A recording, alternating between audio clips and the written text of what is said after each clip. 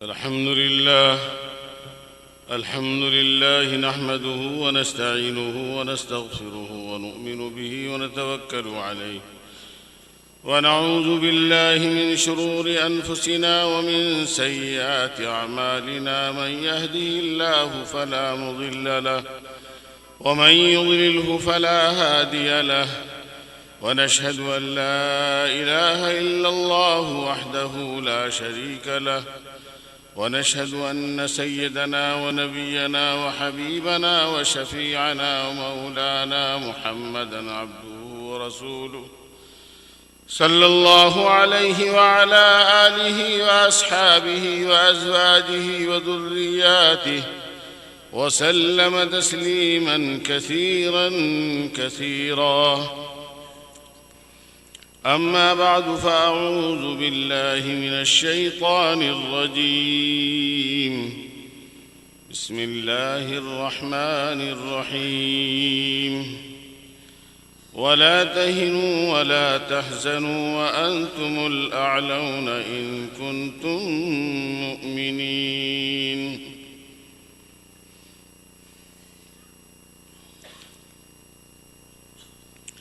وقال عليه الصلاة والسلام: من أحب سنتي فقد أحبني، ومن أحبني كان معي في الجنة.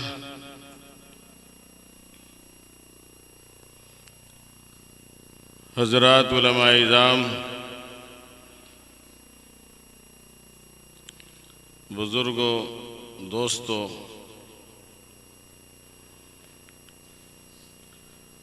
हज़रत मौलाना आरिफ साहब ने और इमाम साहब जो रईस साहब हैं उन्होंने, और यहाँ के अक्सर हज़रात ने फ़ोन पर बताया कि एक बहुत बाबरकत इजलास सरज़मीन बब्बरपुरी और मुबारक जगह जिसको कहा जाता है खैरुल अमाकिन अल मसाजिद, रुए ज़मीन पर अगर सबसे आला और अफजल कोई जगह है, जगहों में सबसे अच्छी कोई जगह है वो मस्जिद है, और जगहों में सबसे बदतर कोई जगह अगर है तो वो बाज़ार है। तो सरज़मीन बब्बरपुरी और फिर मस्जिद में औलिया अल्लाह की आमद और अनवारात की बारिश हो रही है। और इस मौके पर हमारे इस इलाक़े के बुज़ुर्ग सरपरस्त कायद मिल्लत मौलाना असलम साहब तशरीफ़ फरमा होंगे, हज़रत मौलाना अय्यूब साहब, मुफ्ती मुनव्वर साहब, और यहाँ पर जो हज़रात स्टेज पर तशरीफ़ फरमा है सबका नाम याद नहीं आता ज़बान पर। मज़रा हसन से मौलाना सालिम साहब के भाई, मौलाना सालिम नाम है, और हैं सब ये औलिया अल्लाह यहाँ बैठे हुए हैं। औलिया अल्लाह की आमद ही अल्लाह की कुर्ब का ज़रिया है। हम लोग इसलिए जमा हुए हैं कि कुछ अच्छी बातें सुनकर उस पर अमल करके जन्नत में जाएंगे और जहन्नम से बचेंगे इंशाअल्लाह। अल्लाह तबारक व तआला उससे जिसके लिए जहन्नम वाजिब हो चुकी होगी पूछेंगे, कोई अमल इसके पास ऐसा है जो ये जन्नत में चला जाए? कहा कोई अमल नहीं। कहा किसी आलिम के साथ बैठकर इसने कभी खाना खाया कि नहीं?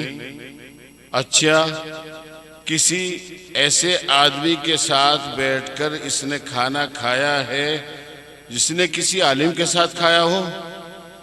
कहा हाँ ऐसा तो है। कहा ले जाओ इसे जन्नत के अंदर। अल्लाह अकबर, सुभान अल्लाह। तो ये वो औलिया अल्लाह, ये उलमा आपके स्टेज पर जो आपने अपनी काविश और जद्दोजहद से इनको बुलाया है, यकीनन ये हज़रात मसरूफ़ हैं, और मुझे भी आपसे और सरज़मीन बब्बरपुरी से बेइंतहा अक़ीदत व मोहब्बत है, इस एतबार से भी कि ये इलाक़ा ऐसा है जहाँ शाह वाजिद अली साहब जो मेरे दादा के पीर होते थे मानपुर में तशरीफ़ फरमा होते थे, और दादा जान ने यहाँ झोपड़ी डाली थी। कहाँ? ये जो खोका नदी है यहाँ पर मेरे फूफा कारी अब्दुल अजीज साहब जो बड़े कुर्रा में से थे, कारी अब्दुल मालिक रहमतुल्लाह अलैह ने सनद लिखी है कि हरफन हरफन तरफन तरफन कुरान इन्होंने मुझसे पढ़ा है। कारी अब्दुल मालिक साहब जो बड़े कुर्रा में से हैं, उनके जो भाई कारी अब्दुल्ला साहब हजरत थानी रहमतुल्लाह अलैह के उस्ताद होते थे, और उनके भाई हजरत कारी अब्दुल खालिक साहब जो हजरत वाला हरदोई नव्वल्लाहु मरकदहू के उस्ताद होते थे। तो मेरे फूफा ने उनसे हरफन तरफन पढ़ा है और मैंने कुरान पाक उनसे पढ़ा है, अल्हम्दुलिल्लाह। हजरत शाह अब्दुल अबरारुल हक साहब नव्वल्लाहु मरकदहू जो मेरे पूरे मुर्शिद हैं, जब ये बात आ गई तो मैं अर्ज कर देता हूँ, मेरे जहन में कोई मजमून नहीं था। मैं कहा मौलाना असलम साहब दुआ करेंगे तो कुछ ना कुछ काम की बात अल्लाह ताला जहन में डाल देंगे। हजरत शाह हरदोई नव्वल्लाहु मरकदहू को कुरान से बहुत मोहब्बत थी, कुरान से बड़ी अजमत, बड़ा लगाव कुरान पाक से। एक बात, हजरत वाला बम्बई तशरीफ ले गए।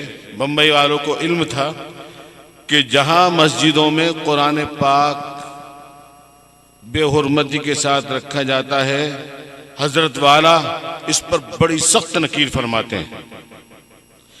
तो बम्बई वालों ने बड़ा एहतमाम फरमाया और जितने कुरान पाक मस्जिद में रखे हुए थे उनको अलमारी में कपड़ा बिछाकर, चोली चढ़ाकर, जुज़दान चढ़ाकर मस्जिदों की अलमारियों में रख दिया अजमत के साथ।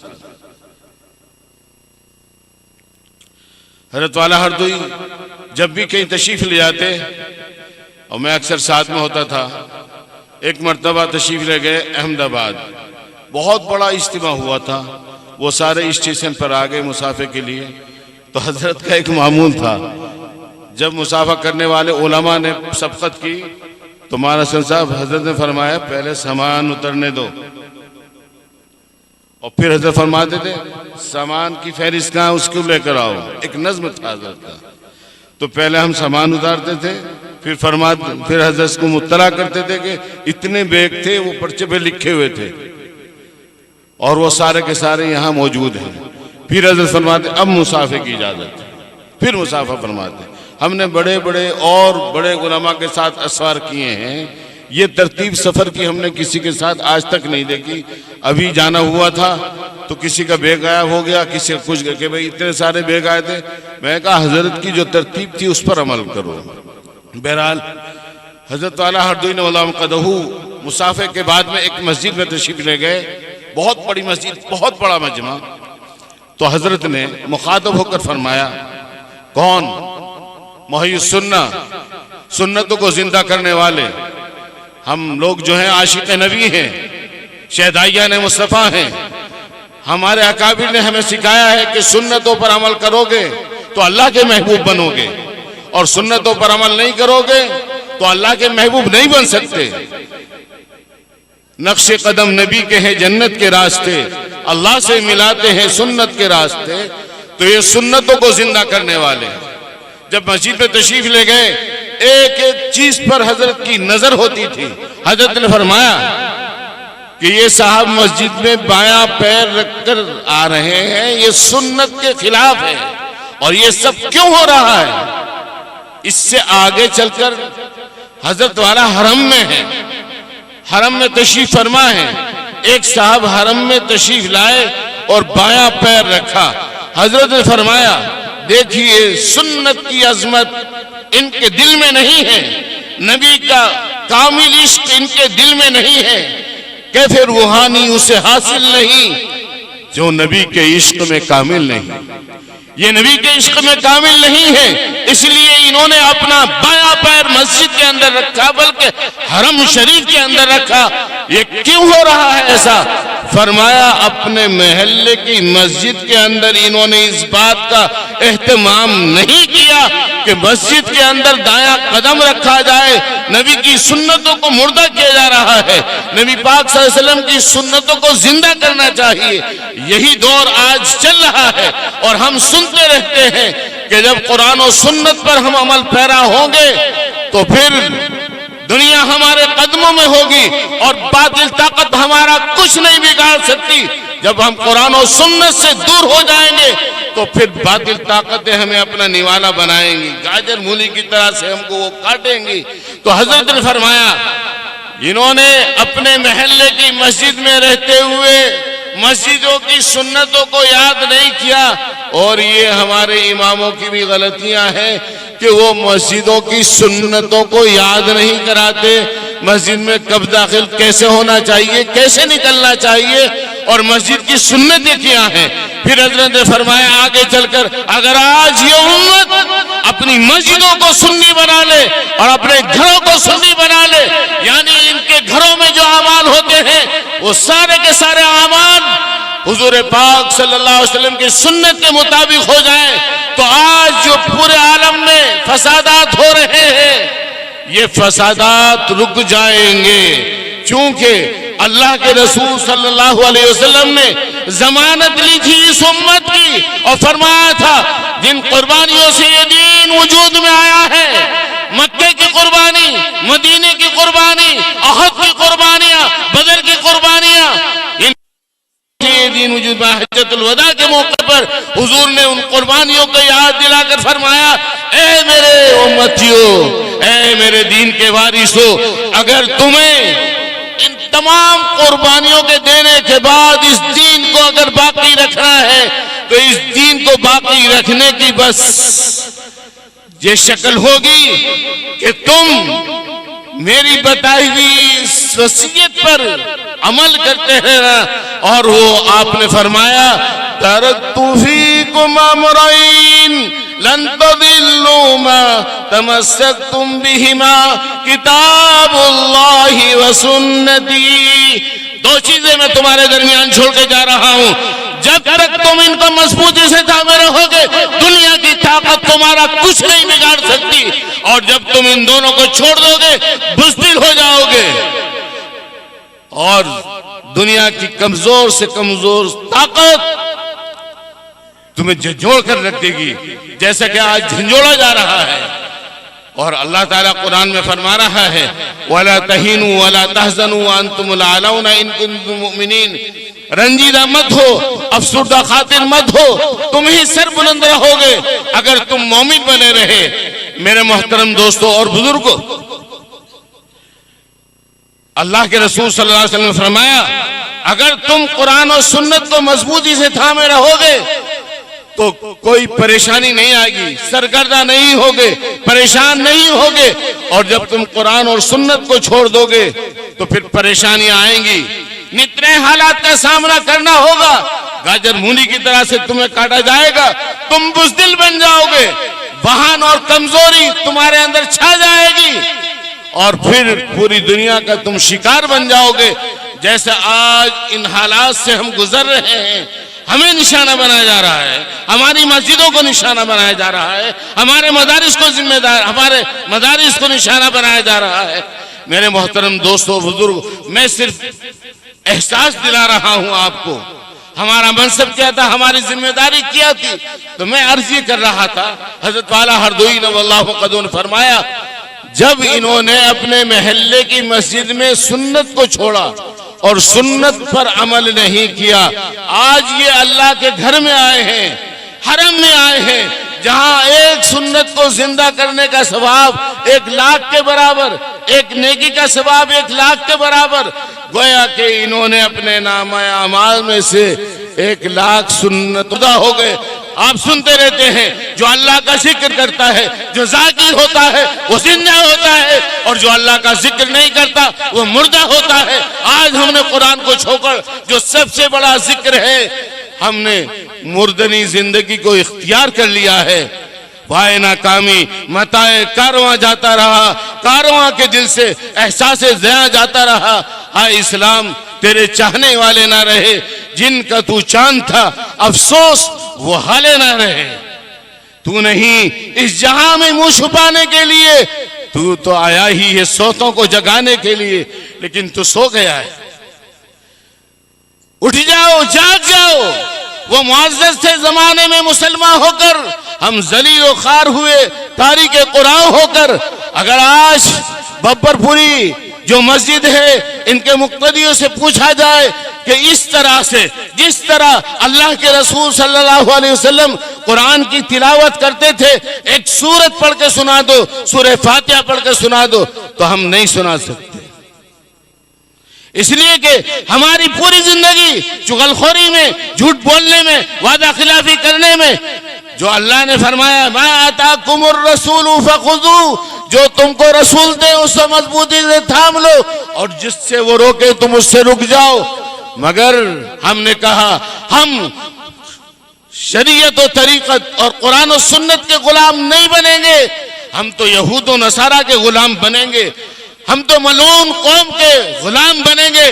जब तुम और हम मलून कौम के गुलाम बनेंगे, उनकी गुलामी को इख्तियार करेंगे, तो दोस्तों बुजुर्गों ऐसे ही कारे जिल्लत में गिरते चले जाएंगे और जलील होते चले जाएंगे। इस जिल्लत से अगर कोई तुमको निकाल सकता है वो है कुरान। कुरान पर अमल करो, सुन्नतों पर अमल करो। जैसा कि साहब ने फरमाया कि अल्लाह ने हमें सरबुलंदी दी, अल्लाह ने हमें इज्जत दी, अल्लाह ने हमारा इकराम किया कुरान की वजह से। और अगर आज इकराम हो सकता है, सरबुलंदी तुम्हें मिल सकती है, तो कुरान और सुन्नत पर अमल करने से मिल सकती है।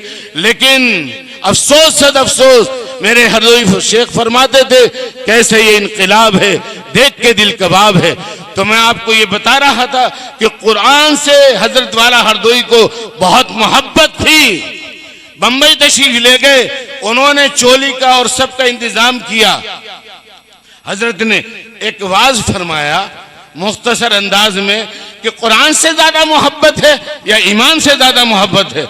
हर एक ने कहा हजरत कुरान से मोहब्बत है, इमाम से मोहब्बत नहीं। हजरत फरमाया मज़ाहिर जरा देखो, कुरान के नीचे कोई कपड़ा है, कुरान पे कोई जुज़दान है, कोई चोली है।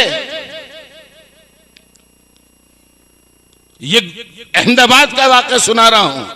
तो हजरत मुखातब होकर फरमाया कि बताओ। मैंने कहा हजरत ना कोई कपड़ा है, ना जुज़दान है, ना चोली है। तो फरमाया हजरत ने कि फिर कुरान का इकराम ज्यादा या इमाम का? हजरत ने फिर फरमाया मज़ाहिर देखो, इमाम के नीचे कितने मुसल्ले बिछे हुए। मैं कहा हजरत इमाम के नीचे तो 3 हैं, उस वक्त उस मस्जिद में 4 थे इत्तिफाक से। मैं कहा यहाँ तो 4 हैं। कहा हमारा अमल और मुशाहदा हमें यह बताता है कि हम कुरान का इकराम ज्यादा नहीं करते, हम इमाम का इकराम ज्यादा करते हैं। फिर हजरत वाला हरदोई फरमाते थे कि भाई किसी का अगर बाजू टूट जाए तो उसके साथ क्या मामला करते हो? कहा हजरत अगर किसी का बाजू टूट जाए तो हम उसे अस्पताल ले जाते हैं। हजरत फरमाते मस्जिदों में आमतौर पर जो कुरान अलमारी की जीनत बने हुए होते हैं, ये अक्सर हम अपने अपने घरों से लाकर उन कुरान उन साहिब को रखते हैं जो नाकाबिल इस्तेमाल होते हैं, जिनके बाजू टूट जाते हैं, जो तिलावत के काबिल नहीं होते। फिर फरमाते हजरत अगर तुम्हारे किसी अजीज का इंतकाल हो जाए तो उसके साथ क्या मामला करते हो? उसको अस्पताल ले जाते हो, उसके हाथ में पट्टी चढ़ाते हो कि नहीं चढ़ाते? कहा जो काबिले इस्लाह कुरान पाक है उनकी जिल्दसाजी कराओ, और जो नाकाबिले इस्तेमाल है उलामा से मसला पूछो। हजरत ये आयत तिलावत फरमाते फस्अलू अहल ज़िक्रि इन कुंतुम ला तालमून। उलामा से पूछो, औलिया अल्लाह से पूछो। जब आपको किसी बात का इल्म ना हो, ये हराम हलाल है या मसला क्या कहता है, उलामा से रब्त करो, उलामा से राब्ता करो, उलामा से पूछो। इन उलामा का इकराम भी हमें करना चाहिए। उलमा बताएंगे कि जब नाकाबिल इस्तेमाल कुरान हो जाए, हजरत मिसाल दे के वादे फरमाते थे अगर तुम्हारे किसी रिश्तेदार का इंतकाल हो जाए तो उसके साथ तुम क्या मामला करते हो? तो खुद हजरत फरमाते उसको दफनाते हो, कफनाते हो, मगर जब कुरान नाकाबिल इस्तेमाल हो गया तो उलमा से मसला नहीं पूछते। इसका भी मसला है, मैं आगे शरह करता हूं, इसकी तशरीह करता हूं कि एक कपड़े में लो, उसको खुशबू लगाओ, और मुर्दे को तो खुशबू ही नहीं लगा सकते, काफूर लगाया जाता है। यहाँ खुशबू लगाओ, और हर कब्रिस्तान में एक ऐसी महफूज जगह होनी चाहिए जहां पर नाकाबिल इस्तेमाल कुरान पाक को रखा जाए, दफन किया जाए। ऐसी महफूज जगह हर एक कब्रिस्तान में बनानी चाहिए, और वहां पर उन सहाइफ को जो है बहुत खुशबू लगा के कोरे कपड़े में लपेट कर रख दिया जाए, और कोई चीज ऐसी डाल दी जाए जिससे वो काबिल इस्तेमाल ना, ये उसका इकराम है। तो मेरे मोहतरम दोस्तों और बुजुर्गों, ये हजरत हरदोई जब तशरीफ ले गए बंबई में, और उन लोगों को मालूम था कि जुज़दान चोली चढ़ाया जाए, सब कुछ किया। हजरत वाला हरदोई रहमतुल्लाह अलैह, अल्लाह वाले, वो तो अल्लाह ताला उन्हें बसीरत अता फरमाता है। मौलाना असलम साहब तवज्जो चाहूंगा, हजरत ने फरमाया, मौलाना अय्यूब साहब बड़े गौर करने की बात है, अजीब बात है, अगर आप सुनेंगे तो आप को ये हजरत का जुमला झंझोड़ कर रख देगा। हजरत फरमाया, फला अलमारी में कुरान लेकर आओ। अलमारी में से कुरान लाया जाता है, हजरत के हाथ पे रखा जाता है। हजरत के हाथ पर वो धूल जो उस जुज़दान पे चढ़ी हुई थी लग जाती है। एक साहब उठते हैं, और उठने के बाद वो धूल हजरत के हाथ से साफ करने लगते हैं।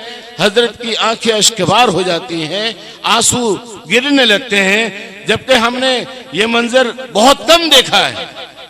बहुत जब्त फरमाते थे हजरत वाला हरदोई, और अश्कबार लहजे में हजरत फरमाते हैं, कल अल्लाह तबारक व तआला ने कयामत के मैदान में ये पूछ लिया कि कुरान पाक पर तो धूल चढ़ी हुई थी, उसको धूल को साफ करने की, उसकी तिलावत करने की, घरों में धूल चढ़ी हुई थी, उसको तिलावत करने की फुर्सत नहीं मिली, और जब अबरार के हाथ पर धूल लगी उसको साफ कर रहे थे। कल भरे मजमे में अंबिया होंगे, सहाबा होंगे, अबरार क्या जवाब देगा, क्या जवाब होगा अबरार के पास? हजरत की आंखों में आंसू थे, हजरत रो रहे। आज हमारा हाल भी कुछ ऐसा हो गया है, जब कौलो कसम लेने के लिए तकरार की नौबत आती है, फिर मेरी जरूरत पड़ती है, हाथों में उठाया जाता हूं। बस ये ताल्लुक हमारा कुरान से रहे। ना कुरान को सीखने की फुर्सत है, ना कुरान की तिलावत करने की फुर्सत हमें है। मेरे मोहतरम, यही हजरत वाला हरदोई आगे बयान फरमाते हैं कि एक मामूली सी आदमी जिनका नाम बिश्र है, पढ़े लिखे नहीं थे, आमी आदमी थे, रास्ते में जा रहे हैं, देखा एक कागज पड़ा हुआ है, कागज को हाथ में लिया, महसूस हुआ कि कोई आम कागज नहीं है, ये तो वो कागज है जिसका हमें इकराम करना चाहिए। और ये इस वजह से होता है कि हमारी मस्जिदों में नाकाबिल इस्तेमाल कुरान आते हैं या घरों में, और वो औराक निकल कर रास्तों में चले जाते हैं। तो ये बिश्र हाफी, जिनके दिल में कुरान की मोहब्बत थी, कुरान की अजमत थी, कुरान की अजमत से इनका दिल मामूर था, ये समझते थे कि इस पर अमल करने में नजात होगी, तड़प गए, बेचैन हो गए, कुरान की मोहब्बत ने तड़पा दिया, रुआ रुआ कांपने लगा।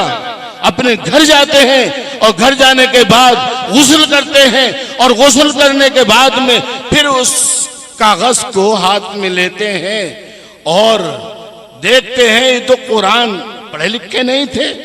फिर पढ़वाया, उसमें लिखा हुआ था बिस्मिल्लाहिर रहमानिर रहीम।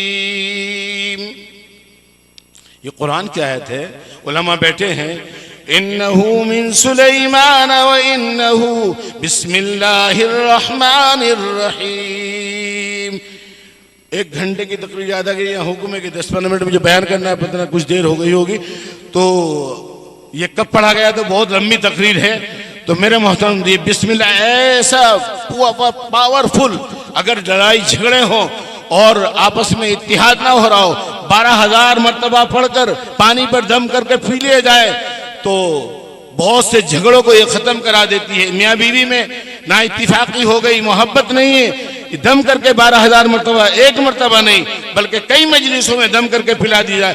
तो बहरहाल ये बिश्र हाफी तड़प गए, बेचैन हो गए कि ये तो अल्लाह का कलाम है, ये किस जालिम ने जुल्म किया है कुरान के ऊपर, कौन है ऐसा जालिम? आज हम और आप सब जालिम बने हुए। अल्लाह की तरफ से रहमतों के फैसले कैसे होंगे जब हमें कुरान याद नहीं, जब कुरान की तिलावत करने की फुर्सत नहीं। मैं बड़े अदब और एहतराम से कहूंगा, हमारे उलमा, हमारे कुर्रा नबी के वारिस है और नबी की विरासत में यह भी शामिल है कि हम तहज्जुद के अंदर इस कुरान पाक की तिलावत करें। मेरे नबी के तो यह मामूल था कि कुरान पढ़ते थे, तहज्जुद में पढ़ते चले जा रहे हैं, पांव मुबारक पर वरम आ जाता है, वरम आलूद हो जाते हैं, मुतवर्रम हो जाते हैं। अम्मा आयशा फरमाती हैं आपके सदक़े में तो अल्लाह तबारक व तआला ने जन्नत और दोज़ख को बनाया, फिर आप इतनी लंबी तिलावत क्यों फरमाते हैं? क्या आपके मुबारक पैर पर वरम आ जाता है? आपने फरमाया अफला अकूनु अब्दन मशकूरा, आयशा कि मैं शुक्रगुजार बंदा ना बनूं? तो मैं बस ये मशवरा दे रहा हूं सबको कि हमें तहज्जुद के अंदर ये लंबी रातें हो रही हैं, हमें रमजानी हाफिज नहीं बनना, हमें रमजानी कारी नहीं बनना, हमें रमजानी आलिम नहीं बनना। हम नबी के वारिस हैं। मेरे नबी का, सहाबा का ये मामूल था कि वो तहज्जुद में कुरान पाक की तिलावत करते थे। नबी की ये सुन्नत भी आज मुर्दा हो रही है। जब हम सब मिलकर नबी की सुन्नतों का जनाजा निकालेंगे तो अल्लाह की तरफ से रहमतों के, बरकतों के फैसले कैसे होंगे? आज इसलिए हमारे मदारिस को, हमारी मसाजिद को निशाना बनाया जा रहा है। कुरान ने तो ये कह दिया था रंजीदा मत हो, अफसुर्दा खातिन मत हो, तुम ही सरबुलंद रहोगे अगर तुम मोमिन बने रहे। हमने मोमिनाना सिफात को कब इख्तियार किया है? हम तो मलऊन कौम के वारिस बनकर रह गए हैं, और जो मलऊन कौम का वारिस बनता है उस पर रहमत के फैसले नहीं होते, उस पर लानत के फैसले होते हैं, जैसा आज हमारे साथ हो रहा है। लंबी तकरीर हो जाएगी, मैं मुख्तसर कर रहा हूं। मेरे मोहतरम दोस्तों, बुजुर्गों, ये बिश्र हाफी हैं, इन्होंने कुरान पाक से उस गर्दो गुबार को साफ किया। इनको क्या खबर थी कि वो कल्ब, वो दिल जो गुनाहों से जंग आलूद हो गया है, जो गुनाहों से भर गया है, ये जंग कैसे दूर होता है? कुरान की अजमत दिल में आई, अल्लाह तबारक व तआला उस जंग को साफ फरमा रहे हैं। जब मुर्दा दिल हो जाते हैं, दिल जंग आलूद हो जाते हैं, कुरान की तिलावत की बरकत से और मौत को कसरत से याद करने से फिर ये मुर्दा दिल जिंदा होते हैं। तो मेरे मोहतरम दोस्तों और बुजुर्गों, मुर्दा दिल जब ही जिंदा होंगे जब हम कुरान की कसरत से तिलावत करने वाले होंगे, नबी पाक सल्लल्लाहु अलैहि वसल्लम की सुन्नतों को जिंदा करने वाले होंगे। आज हमने कुरान को भी छोड़ दिया है और नबी पाक सल्लल्लाहु अलैहि वसल्लम की सुन्नतों को भी मुर्दा किया है, तो कैसे हम मुअज़्ज़ज़ होंगे? हमारी तरफ, अल्लाह की तरफ से रहमतों की मूसलाधार बारिशें कैसे होंगी? तो ये बिश्र हाफी, अल्लाह ने इनके जंग को दूर फरमा दिया। और फिर अल्लाह तबारक व तआला की ख्वाब में ज़ियारत होती है। किसकी ज़ियारत हुई? बोलो बोलो, बब्बरपुरी वालों, शिकारपुर वालों, किसकी ज़ियारत हुई? अल्लाह तबारक व तआला की। अल्लाह ताला ने फरमाया, ए बिश्र हाफी, तुमने हमारे कुरान का इकराम किया, हम दोनों जहां में तुम्हारा इकराम करेंगे, दुनिया में भी और आखिरत में भी। उलमा ने लिखा है, मेरे हजरत वाला हरदी रहमतुल्लाह अलैह ने हजरत थानी के हवाले से बयान फरमाकर ये फरमाया कि दुनिया में तो ये इकराम फरमाया, ये इमाम अहमद बिन हंबल के जमाने के हैं। अल्लाह ने अपनी तरफ से इल्म अता फरमाया, जिसको हम इल्म लदुन्नी कहते हैं। जो इल्म अल्लाह अपनी तरफ से अता फरमाता है उसका नाम है इल्म लदुन्नी। अल्लाह कुदरत वाला है, अल्लाह ने इल्म के दरवाजे खोल दिए और इल्म इल्का हो गया, उलूम के समंदर बहने लगे। उस वक्त के इमाम, चारों इमामों से, इमाम अबू हनीफा हैं, इमाम शाफई हैं, इमाम अहमद बिन हंबल हैं, ये जो हमारे अइम्मा हैं चार, इमाम मालिक रहिमहुल्लाह अजमाइन, इनमें से ये एक इमाम है, इतना इल्म दिया कि इनकी मजलिस में इस्तिफादे के लिए इमाम अहमद बिन हंबल तशरीफ लाते थे। जी कैसे? कुरान का इकराम करने पर कागज का एक टुकड़ा पड़ा हुआ था जिस पर लिखा हुआ था बिस्मिल्लाहिर्रहमानिर्रहीम, उसका इकराम किया। और पूरे कुरान का हम इकराम करेंगे तो कहां से कहां पहुंचेंगे। आज हमें कुरान की तिलावत करने की भी फुर्सत नहीं, कुरान पर अमल करने की फुर्सत नहीं, तो हम मेरे मोहतरम दोस्तों बुजुर्गों किस तरह से इज्जत और इकराम का जोड़ा पहनेंगे। क़यामत के मैदान में भी हम लोग महरूम हो जाएंगे। मैं अपनी बात को समेट रहा हूं। मैं ये सुना रहा था कि हजरत वाला हरदोई ने, मेरे शेख ने ये वाक़या सुनाकर फरमाया क्या कुरान से कुछ ताल्लुक है। मैंने आपको सुनाया था, आपको याद दिला दूं कि हज्जतुल वदा के मौके पर नबी पाक सल्लल्लाहु अलैहि वसल्लम ने वसीयत फरमाई, जब तुम इन दो बातों पर अमल करते रहोगे, कुरान पढ़ते रहोगे, कुरान की तिलावत करते रहोगे, कुरान पर अमल करते रहोगे, कुरान को सीने से लगाते रहोगे, तो और साथ साथ मेरी सुन्नतों पर अमल करोगे, मेरी सुन्नतों को याद करोगे, कभी भी सरगर्दा और परेशान नहीं होगे। इस पर मेरे शेख मही सुन्ना हजरत वाला हरदोई फरमाते थे, हमने कुरान को पकड़ तो रखा है, किसी ने एक उंगली से, किसी ने दो उंगली से, किसी ने तीन उंगली से, आज कुरान को हमने छोड़ दिया, आज नबी की सुन्नतों का हमने जनाजा निकाल दिया। तो अल्लाह की तरफ से फिर हमारी पकड़ आई है, वो बड़ी पकड़ फरमाने वाला है, वो ऐसी पकड़ फरमाने वाला है। जब पकड़ करने पर आता था तो नमरूद जिसने अपनी खुदाई का डंका बजाया था, एक लंगड़े मच्छर से उसकी पकड़ कराई। और वह ऐसा कुदरत वाला है कि फिरौन की पकड़ पानी से कराई। वह ऐसी कुदरत वाला है कि अबरहा जो लश्कर लेकर गया था वो किसी का मोहताज नहीं है, उसने अबाबील के जरिए से अपने घर की हिफाजत फरमाई। अगर मैं तकरीर करने पाऊं और बताऊं अल्लाह की रहमत कब आई, वो ऐसी कुदरत वाला है कि अबू जहल के गुरूर को खाक में मिलाया, दो छोटे छोटे बच्चों के जरिए, माज और मोहफिज के जरिए, वो ऐसी कुदरत वाला है। वो अगर पकड़ करने पर आ गया, मेरे मोहतरम दोस्तों बुजुर्गों, ऐसे जालिम बादशाह को हम पर मुसल्लत कर देगा, ये तो कुछ भी नहीं है। ऐसे जालिम बादशाह मुसल्लत कर दिए जाएंगे कि हम दुआएं मांगेंगे, हमारी दुआएं कबूल नहीं होगी और हमारी मदद नहीं होगी। आज इन्हीं हालात से हम गुजर रहे हैं।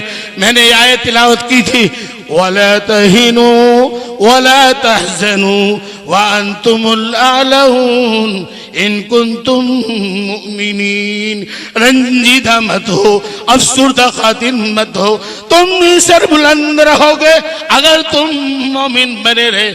आज मोमिनाना सिफात को हमने छोड़ दिया, आज मलूम कौम की सिफात को हमने इख्तियार कर लिया। इरादा करो, हिम्मत करो, इंशाअल्लाह जब तक इस रुए में, बदन में रुआ है, इंशाअल्लाह हम कुरान की हिफाजत के लिए, इस दीन की हिफाजत के लिए अपने सरों से कफन बांधेंगे और इन मसाजिद की, इन मदारिस की कुरान पर अमल करके, सुन्नतों पर अमल करके, नबी की सुन्नतों को सीने से लगा के इंशाअल्लाह अमल करेंगे। करोगे अमल इंशाअल्लाह। और जो ये उलमाए किराम आपको नासिहाना कलाम से मुस्तफीज फरमाएंगे, उस पर हम अमल करेंगे इंशाअल्लाह। अगला मैदान आपके हाथ में है। ये जमीन बनाई है अल्लाह ने आपके लिए, ये निज़ाम दुनिया जब तक कायम है, जब तक इस जमीन पर अल्लाह अल्लाह कहने वाला बाकी है, ला तक़ूमुस्सा हत्ता तुक़ाल फिल अर्ज़ि अल्लाह अल्लाह। क़यामत उस वक्त तक नहीं आ सकती जब तक इस आसमान के नीचे, इस रुए जमीन पर इन आबशार और फवारों का इस्तेमाल करने वाला, जब तक अल्लाह अल्लाह कहने वाला बाकी है।